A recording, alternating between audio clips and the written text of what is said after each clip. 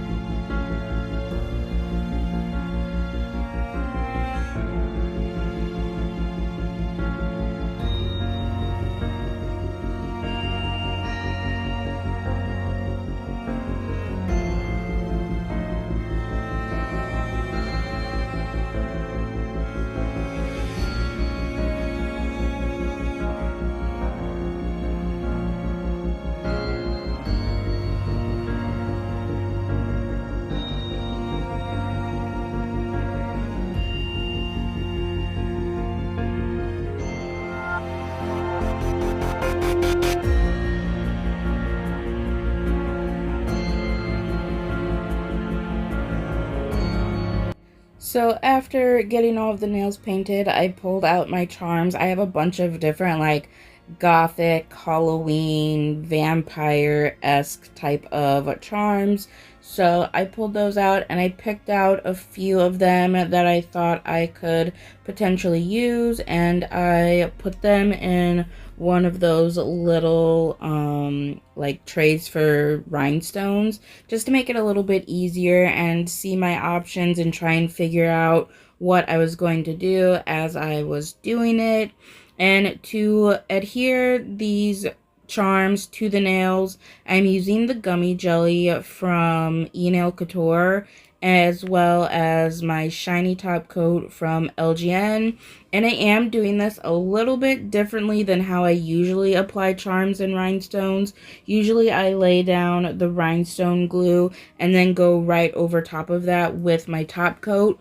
But for this set, I just put the rhinestone glue down where I kind of wanted to put the charms, and then I went around that with the top coat. So I didn't go over the rhinestone glue with the top coat, just around it to kind of smooth out those edges and make it so there wasn't any kind of ridges between like where the rhinestone glue is onto the rest of the nail.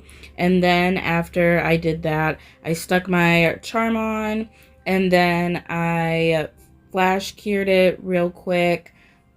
And then after I got all of the charms on, I did go ahead and cure all of the nails for a full 60 seconds.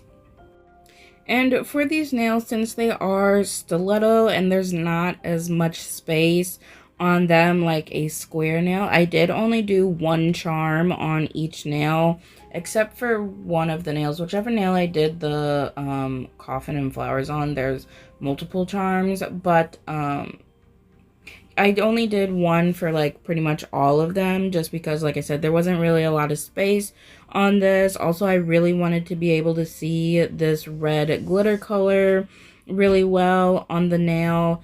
And these charms are a little bit chunky and big, and I felt like just adding a bunch of them would make the nail super chunky and wouldn't look as good as if I were to just do one charm on each nail.